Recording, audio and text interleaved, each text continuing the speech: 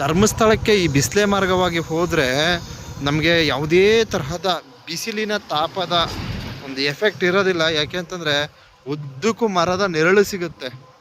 ಅದೊಂದು ಗ್ರೇಟ್. ತುಂಬ ಖುಷಿ ಆಯಿತು. ಯಾಕಂದರೆ ಆಗಾಗ ನೆರಳು ಸಿಗುತ್ತಾ ಇರ್ತದೆ.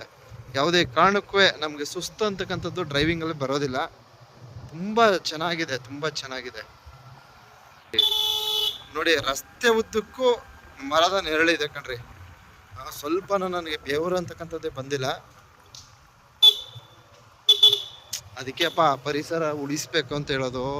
ನೋಡಿ, ಈ ಥರದ ಪರಿಸರಗಳು ಇದ್ದರೆ, ನೋಡಿ ಈ ತರಹದ ದಟ್ಟ ಅರಣ್ಯ ಪ್ರದೇಶಗಳಿದ್ರೆ ಸ್ವಲ್ಪ ಮಳೆ ಬೆಳೆ ಆಯ್ತದೆ. ಸೊ ಇಷ್ಟೆಲ್ಲ ಇದ್ರೂ ಸಹ ಮಳೆ ಬೆಳೆ ಆಯ್ತಾ ಇಲ್ಲ ಅಂದರೆ ಅಲ್ಲಿಗೆ ಮನುಷ್ಯನ ವರ್ತನೆ ಯಾವ ರೇಂಜ್ಗೆ ಹೋಗಿದೆ ಅಂತಕ್ಕಂಥದ್ದನ್ನ ಒಂದು ಕ್ಷಣ ಆಲೋಚನೆ ಮಾಡಬೇಕು. ಬಿಸ್ಲೆ ಘಾಟ್ ಡೌನ್ ಇಳಿಗ್ತಾ ಇದ್ದೇವೆ. Beautiful view, beautiful view.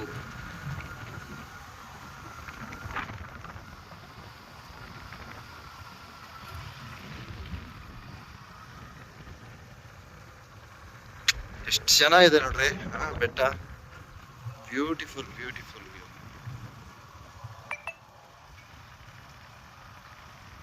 ಈಗ ಶುರು ಆಯ್ತು ಬಿಸಿಲಿನ ತಾಪ. ಸ್ಟಾರ್ಟ್ ಆಯ್ತಪ್ಪ. ಇನ್ನು ಡೌನ್ ಇಳಿಗೆ ಕರಾವಳಿ ಇಳಿಗ್ತಾ ಇದ್ರೆ ನಮಗೆ ಬಿಸಿಲು ಎಫೆಕ್ಟ್ ಬೀಳ್ತಾ ಇರ್ತದೆ.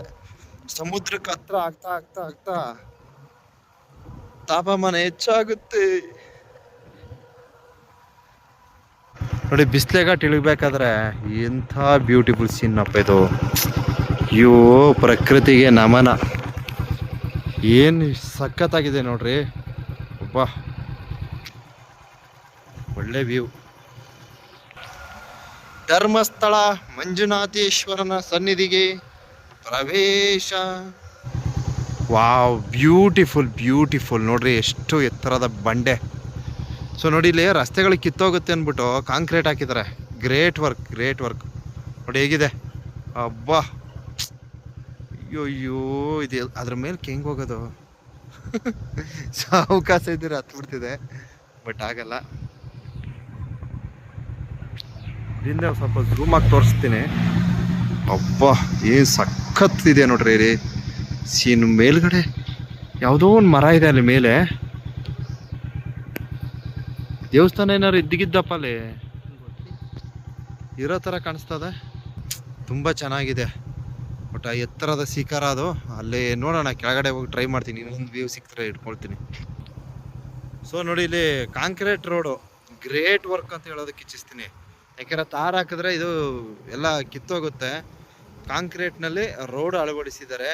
ಸೊ ಇದರ ಒಂದು ಸದುಪಯೋಗ ಯಾವ ರೀತಿ ಇದೆ ಅಂದರೆ, ಯಾವುದೇ ಮಳೆಗಾಲದಲ್ಲೂ ಏನೂ ಆಗಲ್ಲ ಅಂತ ಹೇಳೋದಕ್ಕೆ ಬಯಸ್ತೇನೆ. ನೋಡಿ ಎಷ್ಟು ಚೆನ್ನಾಗಿದೆ concrete road. Great work. So ಇದು ನಮ್ಮ ಕರ್ನಾಟಕದಲ್ಲಿ ಈ ತರಹದ ಒಂದು ರಸ್ತೆಯ ಸೌಲಭ್ಯವನ್ನು ಕೊಟ್ಟಿದ್ದಾರೆ ಅಂದರೆ ನಿಜಕ್ಕೂ ಒಂದ್ಸಲ ಅಭಿನಂದನೆ ಸಲ್ಲಿಸಬೇಕು. ಯಾಕಂದ್ರೆ ನಾವು ನಮ್ಮ ಚಾಮರಾಜನಗರ ಜಿಲ್ಲೆಯ ಭಾಗವಾಗಿ ನಾವು ರಸ್ತೆಗಳನ್ನು ನೋಡೋದ್ರಲ್ಲಿ ವಿಫಲವಾಗ್ತೀವಿ. ಸೊ ಅಲ್ಲಿನ ಜನಪ್ರತಿನಿಧಿಗಳು ಅಷ್ಟೊಂದು ಆಸಕ್ತಿಯನ್ನು ವಹಿಸಿ ನಮಗೆ ರಸ್ತೆಯ ಸೌಲಭ್ಯವನ್ನು ಕೊಡೋದ್ರಲ್ಲಿ ವಿಫಲವಾಗಿದ್ದಾರೆ. ಸೊ ಈ ಭಾಗವಾಗಿ ನೋಡೋದಾದರೆ ತುಂಬ ಅಭಿವೃದ್ಧಿಯಿಂದ ಈ ಒಂದು ರಸ್ತೆ ಕಾಮಗಾರಿಗಳನ್ನು ಮಾಡಿದ್ದಾರೆ. ತುಂಬ ಅಭಿವೃದ್ಧಿ ಪಡಿಸಿದ್ದಾರೆ. Great work. ನಮ್ಮ ಅದೇ ಮೈಸೂರಿಂದ ಈ ಭಾಗ ಅಂದರೆ ಮಡಿಕೇರಿ ಮತ್ತು ಈ ಮಂಗಳೂರು ಈ ಸೈಡೆಲ್ಲ ಚೆನ್ನಾಗಿ ಕೊಟ್ಟಿದ್ದಾರೆ. ಮಡಿಕೇರಿಯಿಂದ ಕೊಡಗು ಡಿಸ್ಟ್ರಿಕ್ಟ್ ಟೋಟಲ್ ಆಗಿ ಹೇಳ್ಬೇಕಾರೆ.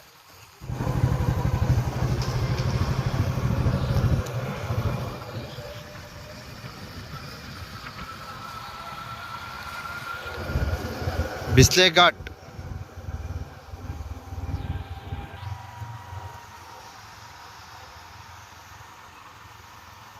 ನೋಡಿ, ನೆರಳು.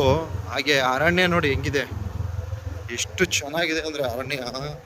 ಇಷ್ಟು ಸಮೃದ್ಧಿಯಾದ ಅರಣ್ಯವನ್ನು ನಾವು ನೋಡ್ತಾ ಇರೋದೇ ಒಂದು ಪುಣ್ಯ. ಸೊ ಇದೇ ತರಹದ ಮರಗಳನ್ನು ನಮ್ಮ ಮಹದೇಶ್ವರ ಬೆಟ್ಟ ವಲಯಗಳಲ್ಲೂ ಸಹ ಬೆಳೆಸಿದ್ರೆ ತುಂಬ ಚೆನ್ನಾಗಿರ್ತದೆ. ಎಲ್ಲ ಗುಡ್ಡ ಪ್ರದೇಶ, ಅದೇನು ಅರಣ್ಯನೋ ಅದೇನೋ ಅನ್ನಂಗೆ ಆಯ್ತದ ಅದು ನೋಡಿದಾಗ.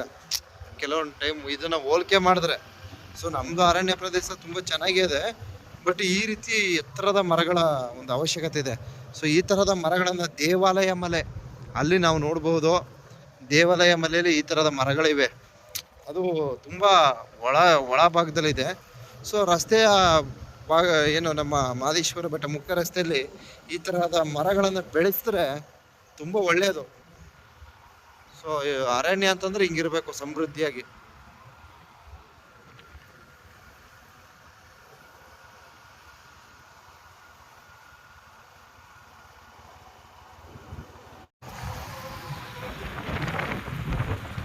ಯಾವ ರೀತಿ ಇದೆ, ಗ್ರೇಟ್.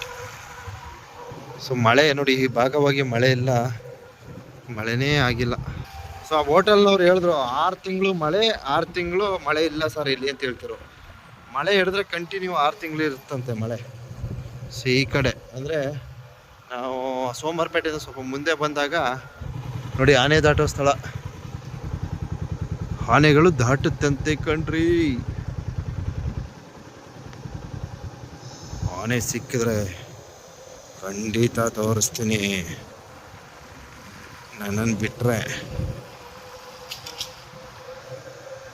ಏನು ತೊಂದರೆ ಇಲ್ಲ. ಕೆಳಗಡೆ ಆರ್ಬೋದು,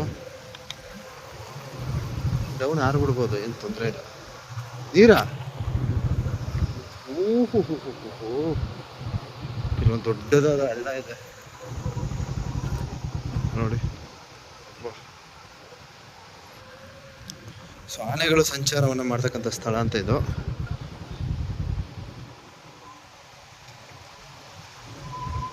ಅಡ್ಡೋಳೆ ನೋಡ್ರಿ, ಇದು ಅಡ್ಡೋಳೆ ಅಂತ. ಏನು ಸಖತ್ತಾಗಿದೆಯಪ್ಪ ಬಂಡೆಗಳು ನೋಡಿ. ನೀರು ಎಷ್ಟಿದೆ, ಮಳೆನೇ ಇಲ್ಲ ಆದರೂ ಇಲ್ಲಿ ಇಷ್ಟು ನೀರು ಇದೆಯಲ್ಲ, ಹೆಂಗೆದು ಮಳೆ ಆಗಿಲ್ಲ ಈ ಭಾಗ ನೋಡಿ, ಎಷ್ಟು ನೀರು ಹೋಗ್ತೈತೆ. ಗ್ರೇಟ್. ಅದು ಅರಣ್ಯ ಪ್ರದೇಶ ಆ ರೀತಿ ಇದೆ, ಸಮೃದ್ಧಿಯಾಗಿದೆ. ಅದರಿಂದ ಈ ರೀತಿಯ ಒಂದು ಬ್ರಿಡ್ಜ್ ನೋಡಿ, ತುಂಬ ಹಳೆ ಕಾಲದ ಬ್ರಿಡ್ಜು. ಗಡಿ ಚಾಮುಂಡೇಶ್ವರಿ ಅಮ್ಮನವರ ದೇವಸ್ಥಾನ. ಸೊ ಇಲ್ಲೊಂದು ವ್ಯೂ ಪಾಯಿಂಟ್ ಇದೆ, ಫಾರೆಸ್ಟ್ ಇಲಾಖೆ.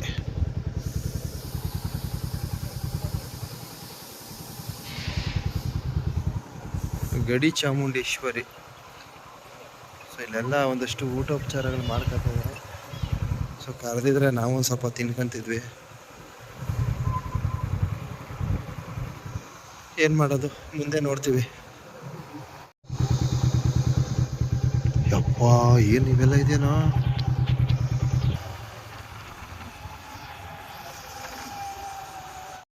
ಸೊ ಘಾಟ್ ಇಳ್ಕೊಂಡ್ ಬಂದಿದ್ದೀವಿ, ಬಿಸ್ಲೆ ಘಾಟ್ ಇಳ್ಗಿದ್ದೀವಿ. ಸೊ ಇಲ್ಲೆಲ್ಲ ತೋಟ ಎಲ್ಲ ಇದೆ. ಸೊ ಇಲ್ಲಿ ಯಾವುದೋ ಒಂದು ದೇವಸ್ಥಾನ ಇದೆ, ಒಂದು ಚೆಕ್ ಪೋಸ್ಟ್ ಇದೆ. ಸೊ ಇದು ಸ್ಟ್ರೈಟ್ ಹೋದ್ರೆ ಧರ್ಮಸ್ಥಳ ನೋಡಿ. ಇದು ಸುಬ್ರಹ್ಮಣ್ಯ, ಕುಕ್ಕೆ ಸುಬ್ರಹ್ಮಣ್ಯಕ್ಕೆ ಹೋಗ್ತಕ್ಕಂಥ ರಸ್ತೆ. ದೇವಸ್ಥಾನ ಇದು ಬಸವೇಶ್ವರ ದೇವಸ್ಥಾನ. ಸೊ ಅದು ಮಂಗಳೂರು 100, ಬೆಂಗಳೂರು 280, ಧರ್ಮಸ್ಥಳ 51, ಉಪ್ಪಿನಂಗಡಿ 50, ಮತ್ತು ಗುಂಡಿಯ 18, ಕಡಬ 20. ನೋಡಿ ಈ ಭಾಗವಾಗಿ ಹೋದರೆ ನಮಗೆ ಕುಕ್ಕೆ ಸುಬ್ರಹ್ಮಣ್ಯ ದೇವಸ್ಥಾನ ನೋಡಿ. ಸ್ಟ್ರೈಟ್ ಹೋದರೆ ನಾವು ಈಗ ಹೋಗಿದ್ಮೇಲೆ ಯಾವುದು ಬಿಸ್ಲೆ ಘಾಟು, ನಾವು ಸ್ಟ್ರೈಟ್ ಬಂದಿದ್ದೀವಿ. ಸೊ ಕುಕ್ಕೆ ಸುಬ್ರಹ್ಮಣ್ಯಕ್ಕೆ ಏನೋ ಧರ್ಮಸ್ಥಳ ಭೇಟಿ ನೀಡದೆ ಫಸ್ಟು ಕುಕ್ಕೆ ಸುಬ್ರಹ್ಮಣ್ಯ ಹೋಗ್ಬಾರ್ದಂತೆ. ಆದ್ದರಿಂದ ಧರ್ಮಸ್ಥಳ ಹೋಗಿದ್ದು ತದನಂತರ ಕುಕ್ಕೆ ಸುಬ್ರಹ್ಮಣ್ಯಕ್ಕೆ ಆಗಮಿಸ್ತಕ್ಕಂಥ ಒಂದು ಪ್ರಯತ್ನವನ್ನು ಮಾಡ್ತೀವಿ. ಕೈಕಂಬ ಅಂತಕ್ಕಂಥ ಸ್ಥಳ ಇದು. ಮಂಗಳೂರು, ಧರ್ಮಸ್ಥಳ, ಉಡುಪಿ ನೋಡಿ ಸ್ಟ್ರೈಟ್ ಹೋಗ್ಬೇಕಂತೆ. ಸೊ ಉಡುಪಿ ತುಂಬ ದೂರ ಅದೇ ಗುರು, 155. ಮಂಗಳೂರು 100, ಧರ್ಮಸ್ಥಳ 48 ಅಷ್ಟೇ.